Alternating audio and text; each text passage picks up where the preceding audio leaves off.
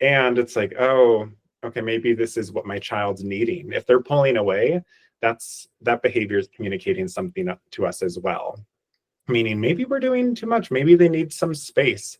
And we can always, share that with our kid. It's like, oh, I'd love to talk with you. And, we can do that when you're ready. Or if you're willing to take some time for us to talk a little bit later, that would be great. And it's like, you can always give an out to a kid too, if they're I needing, say, space. Yeah.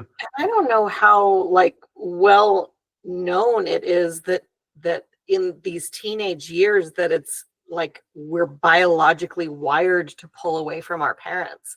Because I didn't start hearing about this until the last couple of years, and maybe because it was suddenly relevant in my life. But that's when I started hearing because everybody kind of talks about teenage years being kind of these awful years, that there's the terrible 2s and 3s, and then there's the terrible teens.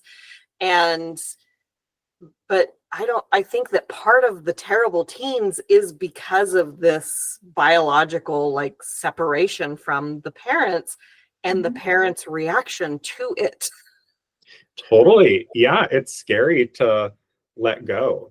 Yeah. I know one of our mentors was basically preparing one of his kids who was in high school.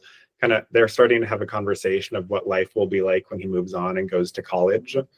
And just a lot of the realities of what can happen when you're no longer in this protective bubble of your home with your parents, constant support and oversight.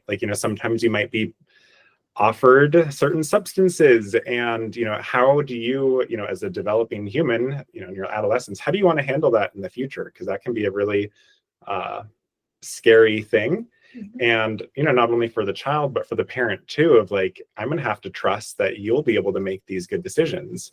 And ultimately we just kind of have to trust that we did a good job sharing the values and the things that are important to us, and hope that some of that stuck with our kid.